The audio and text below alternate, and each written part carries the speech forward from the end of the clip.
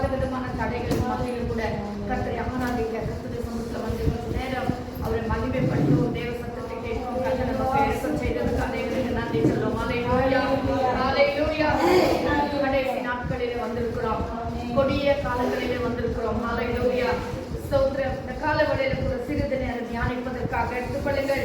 2 கொரிந்தியர் 5ஆம் அதிகாரம் 17ஆம் வசனம். 2 கொரிந்தியர் 2 Corinthians chapter 5 verse 17. ஹalleluya, ஹalleluya. 2 கொரிந்தியர் 5ஆம் அதிகாரம் 17ஆம் வசனம். இப்படி இருக்க ஒருவன் கிறிஸ்துவுக்குள் இருந்தால் புது சிருஷ்டியாய் இருக்கிறான், பழையவைகள் ஒழிந்து போயின, எல்லாம் புதிதாயின. ஆமென். இப்படி இருக்க ஒருவன் கிறிஸ்துவுக்குள் இருந்தால் அவன் எப்படிப்பட்டவனாய் இருக்கிறான்? புது சிருஷ்டியாய் இருக்கிறான். ஹalleluya. இந்த காலப்படியிலே புதியதான சில காரியங்களை உங்களோடு நான் பகிர்ந்து கொள்ள விரும்புகிறேன். ஹalleluya. முதலாவதாக நாம் பார்க்கிறோம், ஒருவன் கிறிஸ்துவுக்குள் இருந்தால். ஹalleluya. ஒருவன் கிறிஸ்துவுக்குள் இருந்தால். ஹalleluya. இருந்தாங்கோ அப்படி இல்ல. ஃபியூச்சர் டென்ஸ்ல இல்ல பாஸ்ட் டென்ஸ்ல பேசல, பிரசன்ட் டென்ஸ்ல சொல்லப்படுகிறது. ஒருவன் கிறிஸ்துவுக்குள் இருந்தால், இப்பொழுது இருந்தால், இன்றைக்கு இருந்தால். ஹalleluya. ஒருவன் கிறிஸ்துவுக்குள் இருந்தால் அவன் புது சிருஷ்டியா இருக்கிறான். ஹalleluya. ஒருவன் கிறிஸ்துவுக்குள் இருந்தால், அப்படி என்றால் ஒருவன் ரட்சிக்கப்பட்டு ஞானஸ்நானம் பெற்று ஒரு புதிய மனிதனாக மாறி இப்பொழுது கிறிஸ்துவுக்குள்ளே நிலைத்திருந்தால். ஹalleluya. கிறிஸ்துவின் பிரசன்னத்திலே இருந்தால், கிறிஸ்துவின் மகிமையிலே இருந்தால், கிறிஸ்துவின் அடைக்கலத்திலே இருந்தால். ஹalleluya. கிறிஸ்து என்னும் அவருடைய இரத்தம் என்னும் கோட்டைக்குள்ளே நாம் அடங்கி இருந்தால். ஹalleluya. தேவவாசம் சொல்லுகிறது, ஏற்ற காலத்திலே தேவன் நம்மை உயர்த்திபடி அவருடைய பலத்த கைக்குள் அடங்கி இருங்கள். அப்ப கிறிஸ்துவுக்குள் இருக்கிறது என்றால் என்ன அர்த்தம்? அவருடைய பிரசன்னத்துக்குள்ளே இருக்கிறது, அவருடைய அடைக்கலத்துக்குள்ளே இருக்கிறது. இன்றைக்கும் இப்பொழுதும். ஹalleluya. இதோ ஆண்டவர் இஸ்ரவேல் ஜனங்களை பார்த்து சொன்னார், சங்கார தூதன் வருகிறான். ஹalleluya. அப்படினால் என்ன செய்ய வேண்டுமாம்? இரத்தத்தை, ஒரு ஆட்டுக்குட்டியை நீங்கள் வெட்டி அதனுடைய இரத்தத்தை எடுத்து நிலைக்கால்களிலே பூசுங்கள் என்று சொன்னார். கரெக்ட். ஆனா நீ இரத்தத்தை பூசிட்டு நீ வீட்டுக்குள்ளே இல்லாமல் வெளியே இருப்பாய் என்று சொன்னால் அந்த சங்கார தூதனால் சங்கரிக்கப்படுவாய். ஹalleluya. அப்ப இரத்தத்தை பூசப்பட்டதான அந்த வாசலுக்குள்ளே, அந்த வீட்டுக்குள்ளே நாம் இருப்போமானால் அதுதான் கர்த்தருடைய பிரசன்னத்தில் இருக்கிறது, அதுதான் அந்த இரத்தம் என்ற கோட்டைக்குள்ளே இருக்கிறது. ஹalleluya. அதுதான் ஆண்டவருடைய வசனம் சொல்கிறது, ஒருவன் கிறிஸ்துவுக்குள் இருந்தால். கர்த்தருடைய பிள்ளைகளே, இந்த கடைசி நாட்களில் வந்திருக்கிற நம்முடைய வாழ்க்கை எப்படிப்பட்டதா இருக்கு? நாம் கிறிஸ்துவுக்குள்ளே இருக்கிறோமா? அல்லது மீன் பிடிக்கிறவங்க வலை போடுவாங்க, வலை போட்ட உடனே சில மீனெல்லாம் என்ன செய்யலாம், திடீர்னு வலைக்குள்ள வரும், திடீர்னு வெளியே போயிடும், வரும், வெளியே போயிடும். சோ இது ஒரு விளையாட்டு மாதிரி அது வெளியே விளையாடிட்டு இருப்பான். ஆனா ஒரு நேரம் வரும், அந்த வலையை வீசினவன் ஒரு நாள் வலையை இழுப்பான். கண்டிப்பா. ஆமென். வலையை ஒரு நாள் அவன் இழுப்பான், இழுத்து கரையில கொண்டு வந்து போடுவான். இதுதான் கடைசி நாட்களில் நடக்கக்கூடியதான சம்பவம். ஒரு நாள் திடீரென்று கர்த்தர் வருவார். அவர் வந்தால் ஹalleluya, அவருக்குள் கிறிஸ்துவுக்குள் இருக்கிறவர்கள் எடுத்துக்கொள்ளப்படுவார்கள், மற்றவர்களோ அதாவது கைவிடப்பட்ட நிலைமையில காணப்படுவார்கள். கர்த்தருடைய பிள்ளைகளா இருக்கிற நம்முடைய வாழ்க்கையிலே ஒருவன் கிறிஸ்துவுக்குள், அதாவது ஒரு கர்த்தருடைய பிள்ளை கிறிஸ்துவுக்குள் இருப்பார்கள் என்று சொன்னால் எப்படிப்பட்ட ஆசீர்வாதங்களை கர்த்தர் நமக்கு தருகிறார் என்றுதான் இந்த காலவெளியில நாம் பார்க்க போகிறோம். வாசிங்க யோவான் 1ஆம் அதிகாரம் 13ஆம் வசனம். யோவான் John 1:13. John 1:13. Hallelujah. அவர்கள் இரத்தத்தினாலாவது மாம்சத்தினாலாவது புருஷனுடைய சித்தத்தினாலாவது பிறவாமல் தேவனாலே பிறந்தவர்கள். ஆமென். ஹalleluya. யார் கிறிஸ்துவுக்குள்ளே இருக்கிறவர்கள் யார் என்று சொன்னால் அவர்கள் தேவனால் பிறந்தவர்கள். ஹalleluya. அவர்கள் மாம்சத்தினால் பிறக்கவில்லை, மனுஷனுடைய சித்தத்தின்படி பிறக்கவில்லை, தேவனால் பிறப்பிக்கப்பட்டவர்கள். அவர்கள் தான் கிறிஸ்துவுக்குள் இருக்கிறவர்கள். ஹalleluya. அதாவது ஒரு புது சிருஷ்டியாக நிக்கதேவி கேக்குறான் ஆண்டவர்கிட்ட வந்து, ஆண்டவரே நான் எப்படி மறுபடியும் பிறப்பது? நான் மறுபடியும் தாய் வயிற்றுக்குள்ள பிறப்பதான்னு கேட்கிறான்னு சொல்கிறாரு. மாம்சத்தில் பிறப்பதெல்லாம் மாம்சமா இருக்கும், ஆவினால் பிறப்பிக்கப்படுகிறது அது ஆவியாக இருக்கிறோம். ஹalleluya. நாம் கிறிஸ்துவுக்குள்ள மாம்சத்தின்படி ஒருமுறை பிறந்தோம், ஆனால் கர்த்தர் அதை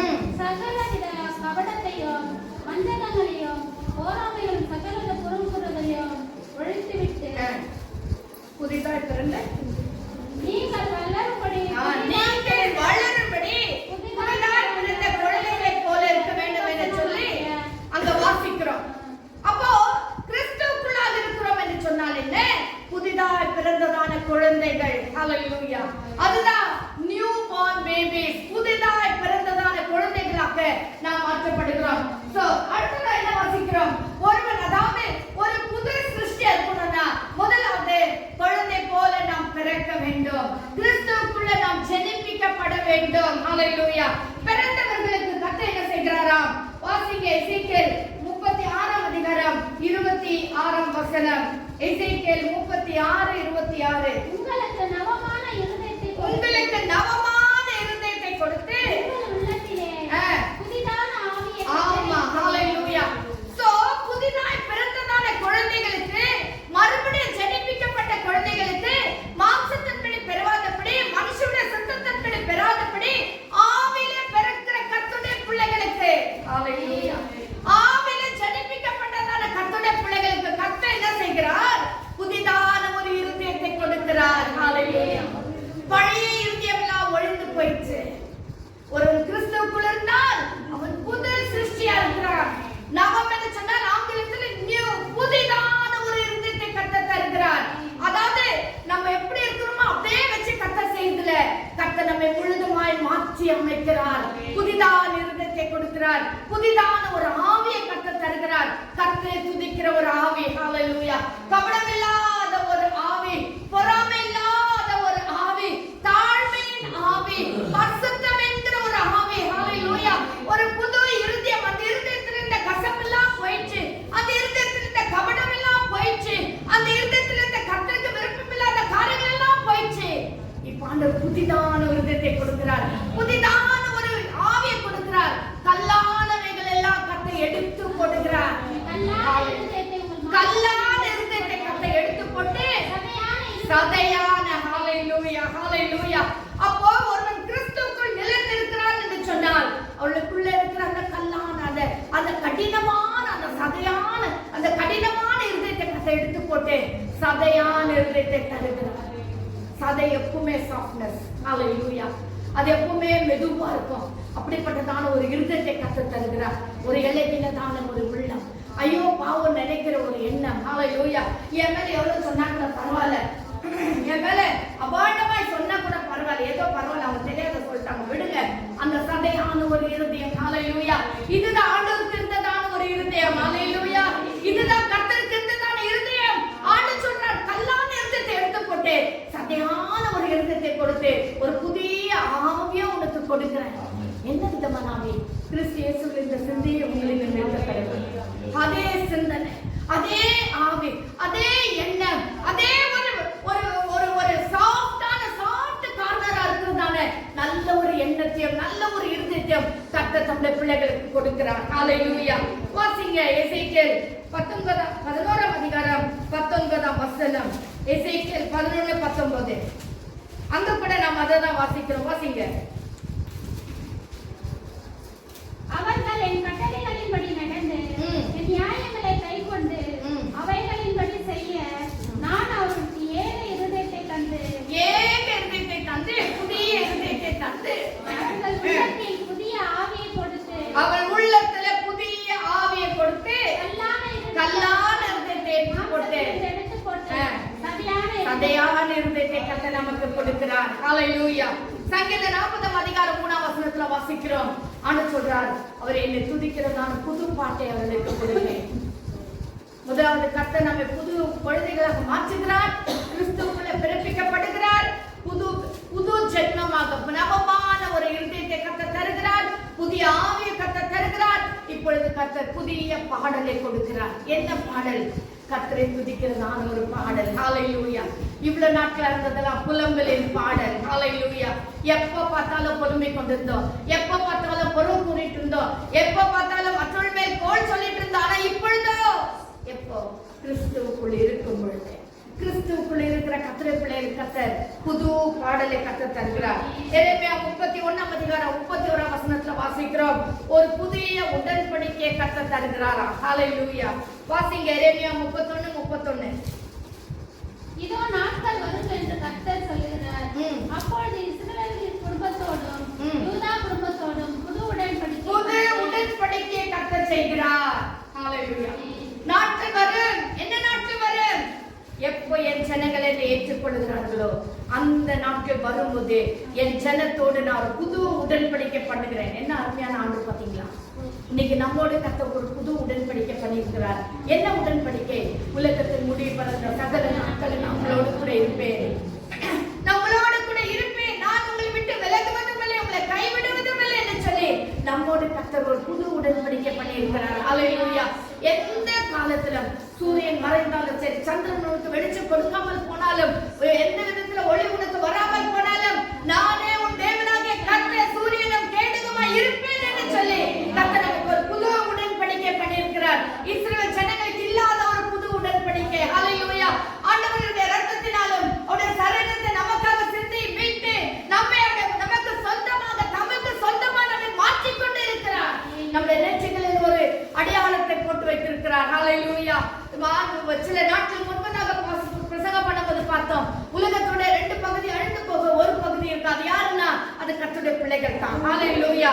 அந்த பிள்ளைகளுக்கு நான் இரக்கம் செய்வேன், அவர்களோடு கூட நான் இருப்பேன் என்று சொல்லி ஆண்டவர் அந்த வசனத்துல சொல்றதை நாம் பார்க்கிறோம். இதுதான் கர்த்தர் நமக்கு கொடுத்திருக்கிற ஒரு புது உடன்படிக்கை. ஹல்லேலூயா. எந்த விதமான உலகத்துல பார்க்கும்போது எங்க பார்த்தாலும் பிரச்சனைகள், எங்க பார்த்தாலும் இக்கட்டான சூழ்நிலைகள், துர்ச்செய்திகள், எங்க பாரு டிவி ஆன் பண்ணி எதை ஆன் பண்ணி அதை கேட்கவே நமக்கு ரொம்ப பயமே ஜாஸ்தியா போகுது. யூடியூப் ஓபன் பண்ண அந்த மாதிரி பிரச்சனை எல்லாம் கேட்கிறோம். எந்த விதத்திலும் கர்த்தர் உடன்படிக்கை பண்ணியிருக்கிறார். என் பிள்ளைகளை நான் கைவிட மாட்டேன். ஹல்லேலூயா. என் பிள்ளைகளை உள்ள கரத்துல வரைந்து வைக்கிறேன். உள்ள கரத்துல வரைந்து வைத்திருக்கிறேன். ஒருவனும் அவர்களை கரத்திலிருந்து பிடுங்க மாட்டான். ஹல்லேலூயா. என் பிள்ளைகளுக்காக நான் உதவுவதும் இல்லை, வேண்டுவதும் இல்லை. ஹல்லேலூயா. இந்த காலையில வாசிக்கிறதுக்கு வந்த உடனே அதுதான் சில விசுவாசிகள் பேசிட்டு இருந்தாங்க. என்னன்னா, எப்படி இருந்தாலும் நம்முடைய உள்ளான வாழ்க்கையானாலும் சரி, அந்தரங்கமான வாழ்க்கையானாலும் வெளிரங்கமான வாழ்க்கையானாலும் கர்த்தருக்கு பிரியமானதா இருந்தால், ஹல்லேலூயா, கர்த்தருக்கு உகந்த ஒரு பரிசுத்தமான வாழ்க்கையா இருந்தால் கர்த்தர் தம்முடைய பிள்ளைகளை கைவிடவே மாட்டார். அதுதான் உடன்படிக்கை. நம்மோடு கர்த்தர் உடன்படிக்கை பண்ணியிருக்கிறார். அநேக வாக்குத்தத்தங்களை கொடுத்து நம்மோடு கூட கர்த்தர் உடன்படிக்கை பண்ணியிருக்கிறார். ஆனபடினால் எப்படிப்பட்ட உடன்படிக்கை? ஒரு புதிய உடன்படிக்கை. ஒவ்வொரு கர்த்தருடைய பிள்ளைகளுக்கு ஒரு உடன்படிக்கை கொடுத்திருக்கிறார். ஒவ்வொரு குடும்பத்துக்கு கர்த்தர் கொடுத்திருக்கிறார். அவைகளை பிடித்து நாம் ஜெபிக்க வேண்டும். ஹல்லேலூயா. இந்த எழுதிக்கோங்க. லூக்கா 22:20 வசனம், 2 கொரிந்தியர் 3ஆம் அதிகாரம் 6ஆம் வசனம். லூக்கா 22:20, 2 கொரிந்தியர் 3ஆம் அதிகாரம் 6ஆம் வசனம் கூட. இப்பொழுது இன்னொரு வசனத்தை வாசிங்க. யோவான் 13ஆம் அதிகாரம் 34 வசனம். யோவான் 13ஆம் அதிகாரம் 34ஆம் வசனம். ஹல்லேலூயா. ஹல்லேலூயா. ஸ்தோத்திரம். நீங்கள் ஒருவரில் ஒருவர் அன்பாயிருங்கள். நான் உங்களில் அன்பாயிருந்தது போல நீங்கள் ஒருவரில் ஒருவர் அன்பாயிருங்கள் என்கிற புதிதான கட்டளை உங்களுக்கு கொடுக்கிறேன். ஒரு புதிய கட்டளை கர்த்தர் கொடுத்திருக்கிறார். மலை பேச்சு சாட்சி கொண்டு வந்திருங்கன்னு சொல்லல. ஹல்லேலூயா. எனக்காக இந்த காரியங்களை எல்லாம் செஞ்சிருங்கன்னு சொல்லல. ஒரு புதிய கட்டளை என்னன்னா, நீங்கள் ஒருவரில் ஒருவர் அன்பாயிருங்கள். அதான் கர்த்தர் எதிர்பார்க்கிறார். இன்னைக்கு கர்த்தருடைய பிள்ளைகள் மத்தியிலே குறைச்சலா இருக்கிற காரியம் அதுதான். அன்பு இல்லை, அன்பு இல்லை. 2 கொரிந்தியர் 13ஆம் அதிகாரத்துல வாசிக்கிறோம். அன்பு சகலத்தை மூடும், அன்பு சகலத்தை தாங்கும், அன்பு சகலத்தை சகிக்கும், அன்புக்கு பொறாமை இல்லை, அன்பு தன்னை பெருமை கொள்ளாதே. சொல்லுங்க, வசனம் சொல்லுங்க. ஹல்லேலூயா. அன்பு இருமாப்பா இராதே. ஹல்லேலூயா. தற்புகழை நாடாதே. அப்ப அன்புக்கு இவ்வளவு இருக்குன்னா கண்டிப்பா நம்ம ஒருவர் அன்பு கொடுத்துட்டாலே போதும், இதெல்லாம் போயிடும். ஹல்லேலூயா. இன்னைக்கு நாட்கள் கொடிய நாட்கள் வர வர விசுவாசிகள் மத்தியிலே அன்பு குறைந்து கொண்டு வருகிறது. ஹல்லேலூயா. ஆண்டவர் லவோதிக்கா சபைக்கு சொல்லும்போது சொல்ல, ஆதில் கொண்டிருந்த அன்பை விட்டாய். ஹல்லேலூயா. ஆதில் கொண்டிருந்த அன்பை விட்டாய். ஆதில் நமக்கு நல்ல அன்பு இருந்தது. ஒருவரை ஒருவர் விசாரித்தோம், ஒருவரை ஒருவர் நமக்கு பேசினோம், அன்பு கொண்டோம், உபசரித்தோம், கவனித்தோம், எல்லாம் செய்தோம். அதே நேரத்தில் கர்த்தர் மேல நல்ல ஒரு பக்தி வைராக்கியம் இருந்தது. ஹல்லேலூயா. இன்னைக்கு கர்த்தர் மேல அன்பு இல்ல, சக விசுவாசிகள் மேல அன்பு இல்ல. எல்லாருக்கும் குறைஞ்சினே வருது. ஏன்? அந்த கட்டளை நாம் மீறி விட்டோம். ஹல்லேலூயா. ஒரு புதிய கட்டளை, வேற எதுவுமே அதை சொல்லல. ஒருவரில் ஒருவர் அன்பாயிருங்க, ஒருவரை ஒருவர் அன்பாயிருங்க. நீங்க அன்பா இருந்துட்டா போதும், ஒருவரை ஒருவர் தாங்குவீங்க. ஒருவரோட குறைச்சல் கூட இன்னொருத்தருக்கு அது குறைச்சலாவே தெரியாது. ஏன்னா அன்பு சகல பாவத்தை மூடிடும். அன்பு சகலத்தையும் சகிச்சுக்கும். அன்பு சகலத்தையும் தாங்கிக்கும். ஹalleluya. அந்த அன்புல நிலைத்திருக்க கர்த்தர் நமக்கு இறக்கம் செய்யட்டும். 1 யோவான் 2ஆம் அதிகாரம் 7-8 வசனத்தை கூட வாசிங்க. 1 யோவான் 2ஆம் அதிகாரம் 7-8 வசனம். ஹalleluya.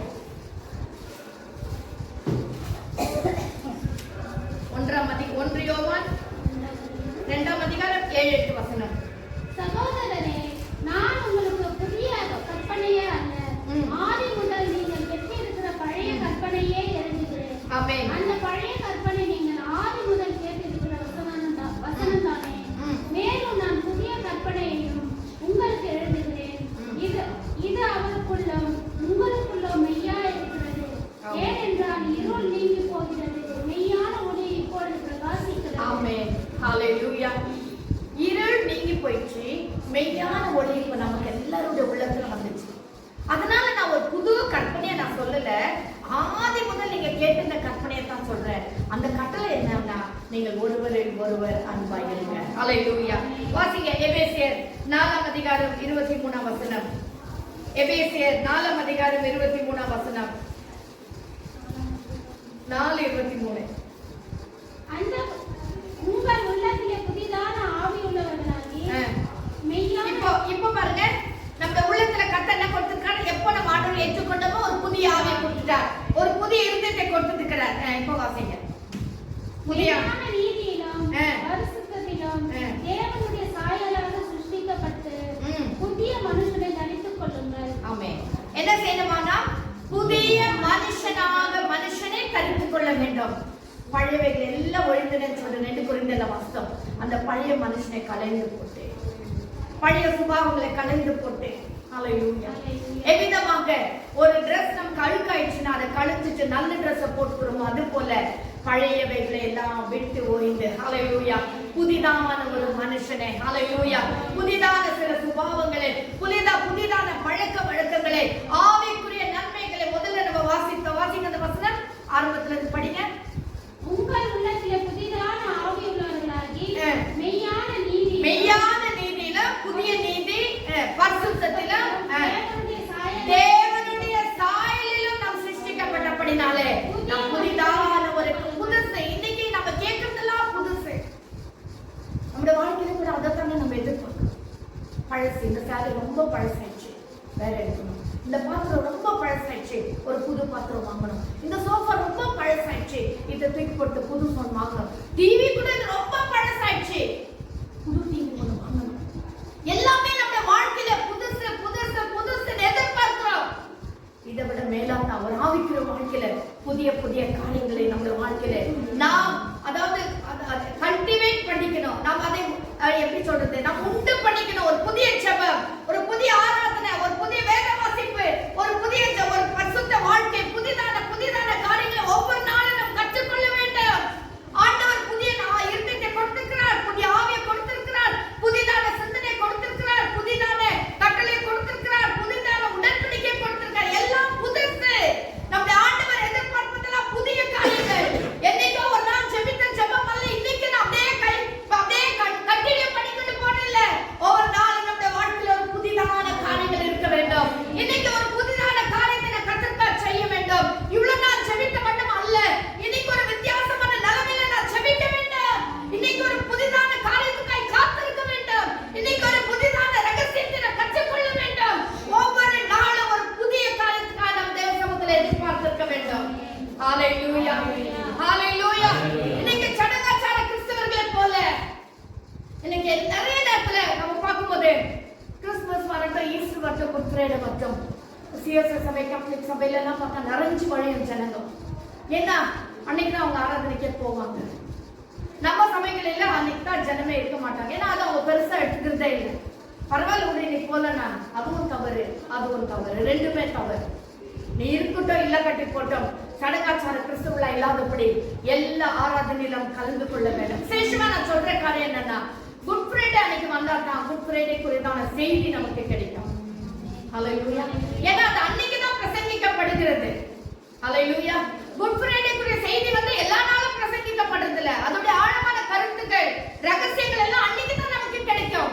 அதனால தான் விசுவாசிகள் என்ன செய்யணும், அன்னைக்கு நம்ம ஆசீர்வாதங்களை நான் பெற்றுக்கொள்ள வேண்டும். ஹalleluya. சோ இன்னைக்கு நான் பார்க்கிறதெல்லாம் புதிய புதிய காரியங்கள். வாசிங்க எபேசியர் 2:15 எபேசியர் 2:15. சட்ட திட்டங்களாகிய நியாய பிரமாணத்தை தம்முடைய மாம்சத்தினாலே ஒழித்து இருத்திரத்தாரையும் நமக்குள்ளாக ஒரே புதிய மனுஷனாக ஏற்படுத்தி சிருஷ்டித்து இப்படி சமாதானம் பண்ணி ஹalleluya. இருத்திரத்தார் நம்ம 2 பேரா இருந்தோம். இவங்க வேற அவங்க வேறன்னு இந்த கதை எல்லாம் சிலுவையில மாற்றி ஒரே விதமான சிருஷ்டிப்பை கொடுத்தார். ஹalleluya. ஹalleluya. அதுதான் ஒரு புதிய மனுஷன், அதுதான் ஒரு புதிய சிருஷ்டிப்பு, அந்த புதிய சபை, அந்த புதிய வழியில நாம் செல்ல வேண்டும். பழையவைகள் எல்லாம் போயின, பழைய வழியெல்லாம் போயிடுச்சு. கர்த்தர் நமக்கு புதிய வழியை கொடுத்திருக்கிறார். வாசிங்க எபிரேயர் 10:20. எபிரேயர் 10:19-20.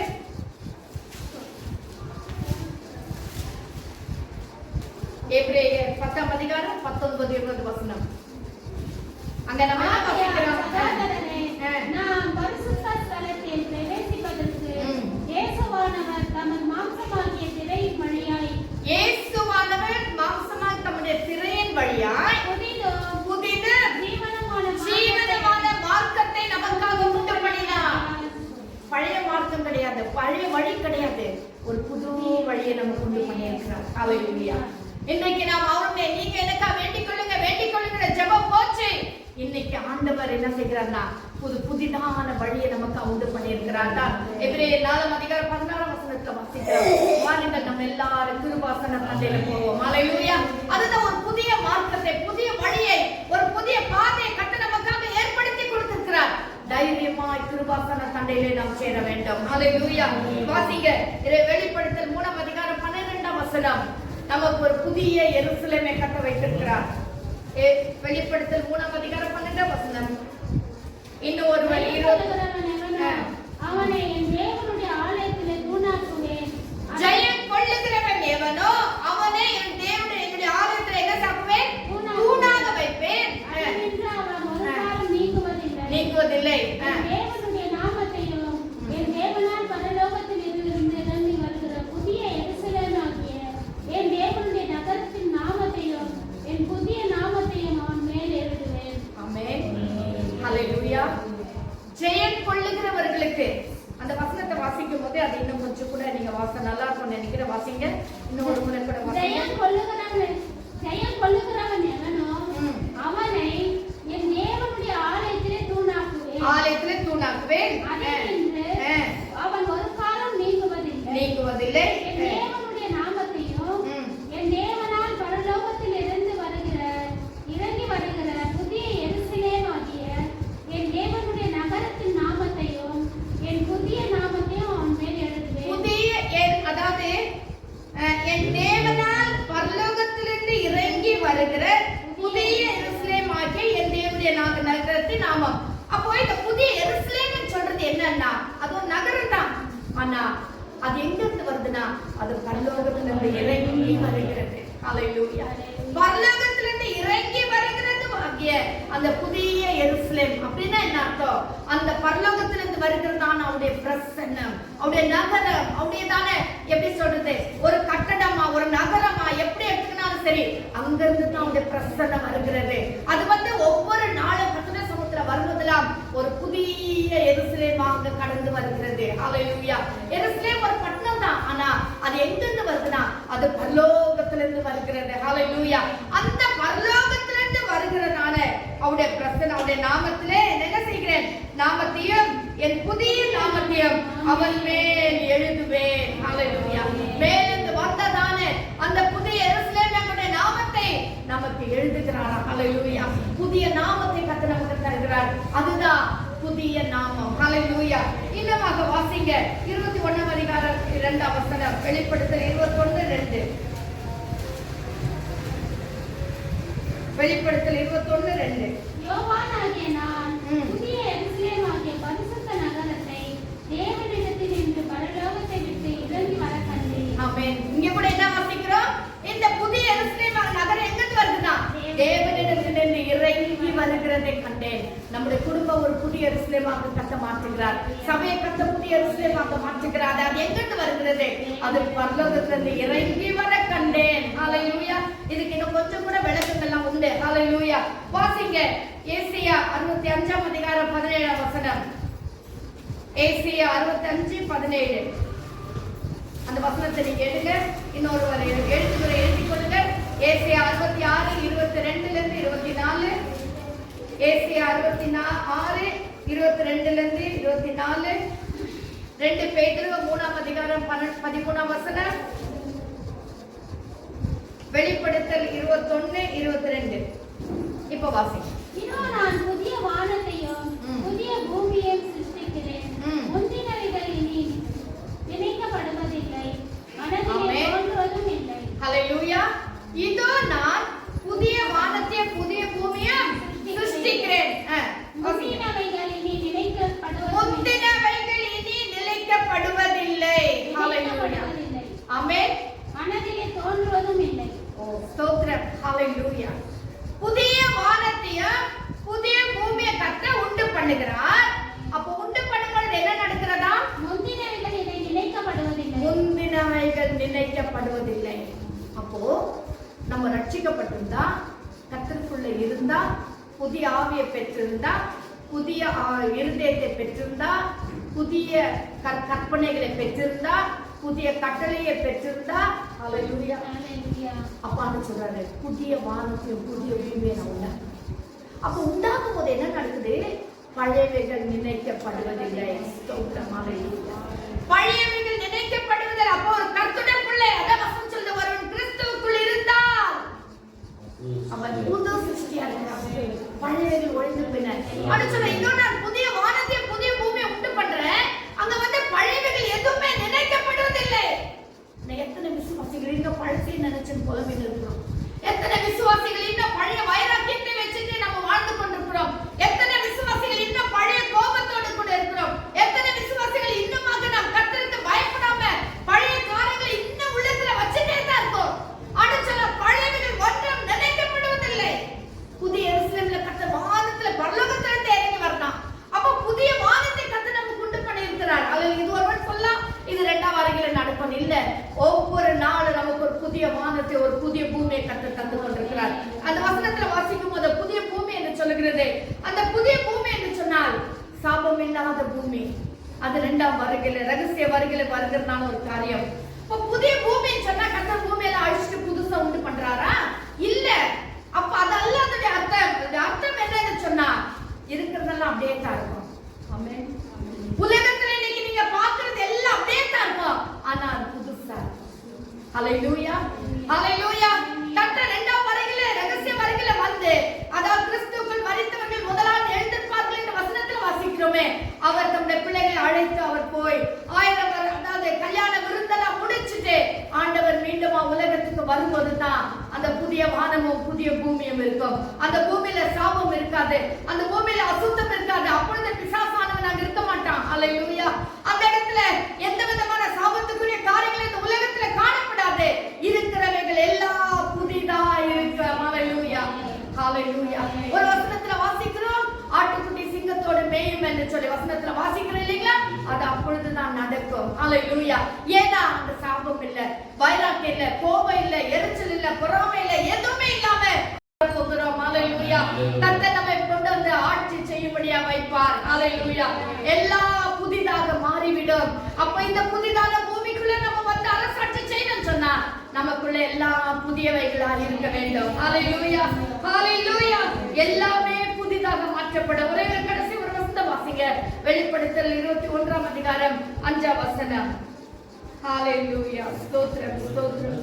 21:5. சிங்காசனத்தின் மேல் வீற்றிருந்தவர், இதோ நான் சகலத்தையும் புதிதாக்குகிறேன் என்றார். இதோ நான் சகலத்தையும் புதிதாக்குகிறேன். அதுதான் புதிய வானம் புதிய பூமி.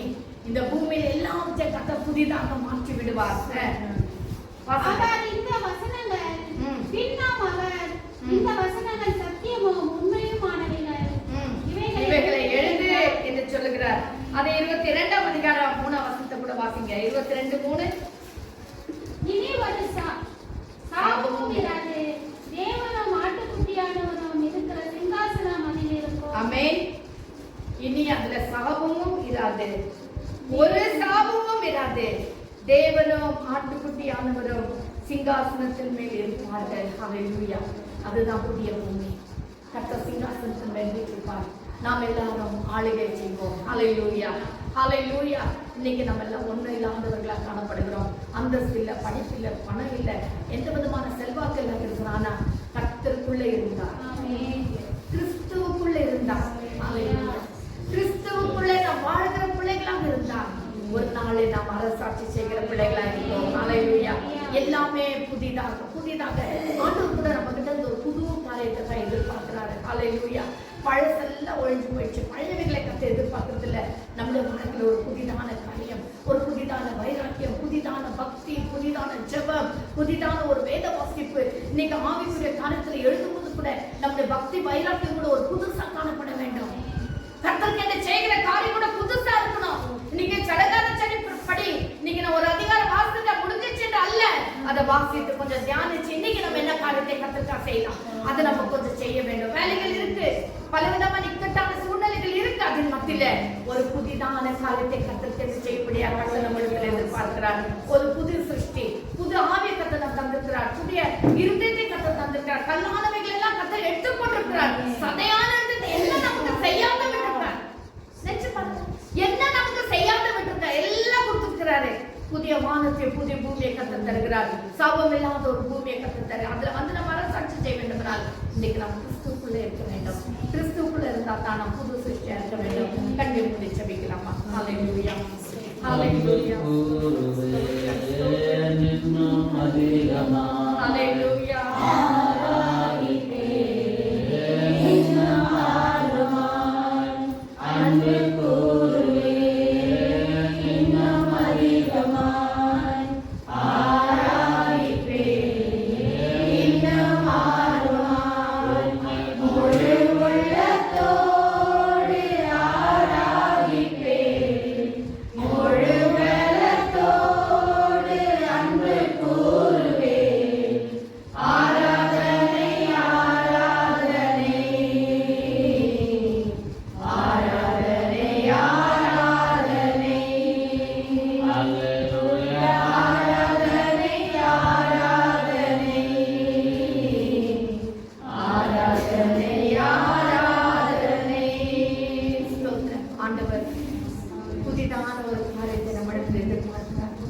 கடைசி நாட்கள், புதிய நாட்களில் இருக்கிறோம். ஒருவன் கிறிஸ்துவுக்குள் இருந்தால் அவன் புது சிருஷ்டியானால் ஒவ்வொரு நாளும் கர்த்தர் புதியவைகளை எதிர்பார்க்கிறார். கர்த்தர் நமக்கு புதிய இதயத்தை, புதிய ஆவியை, ஒரு புதிய வழியை, புதிய மார்க்கத்தை, புதிய உடன்படிக்கை, புதிய கட்டளை எல்லாம் கொடுத்திருக்கிறாரு. ஆனா அவர் நம்மிடத்திலிருந்து எதிர்பார்க்கிறது ஒரு புதிதான ஒரு ஆவிக்குரிய வாழ்க்கை எதிர்பார்க்கிறார். ஹalleluya. இந்த கடைசி நாட்களிலே அப்படிப்பட்டதான ஒரு புதிதான ஒரு ஆவிக்குரிய வாழ்க்கை கொடுக்கும்படி, வாழ்க்கை வாழும்படி கர்த்தர் தாமே நமக்கு இருக்க செய்வாராக. நல்ல பிதாவே, இந்த காலவரை நன்றி ராஜா. அப்பா ஸ்தோத்திரப்பா. ஒவ்வொரு நாளும் ஆண்டவரே கிறிஸ்துவுக்குள்ள இருக்கிற கர்த்தர்களாக நாங்கள் புதிதான ஒரு வாழ்க்கையாக, புதிதான ஒரு ஜீவித்தை செய்யும்படி, புதிதான ஒரு ஜெபம், புதிதான ஒரு வேத வாசிப்பு, புதிதான ஒரு பக்தி வைராக்கியத்தை எங்கள் வாழ்க்கையில நீ உண்டு பண்ணுவீராக ராஜா. நாட்கள் கொடிதா இருக்கிறதையா, நாட்களை நாங்கள் பயன்படுத்திக் கொள்ள எங்களுக்கு உதவி செய்யும் ஆண்டவரே. அப்பா ஸ்தோத்திர, கிறிஸ்துவுக்கு என்று பக்தி வைராக்கியமாய் வாழ எங்களை திறக்க செய்ய ஆண்டவரே. வசனத்தை கேட்கிற ஒவ்வொரு பிள்ளைகளோடு கிருபை இருக்கட்டும், தயவு இருக்கட்டும். பிள்ளைகளுக்கு அந்த வசனங்கள் ஆண்டவரே உள்ளத்துல ஓடுவரை செல்லட்டும் ஆண்டவரே. கேட்கிறவர்கள் நல்ல நடைவார்களாக, பயன்படுத்தப்படுவார்களாக ராஜா. உங்களுக்கு ஆசீர்வாதமாய் மாறுவதா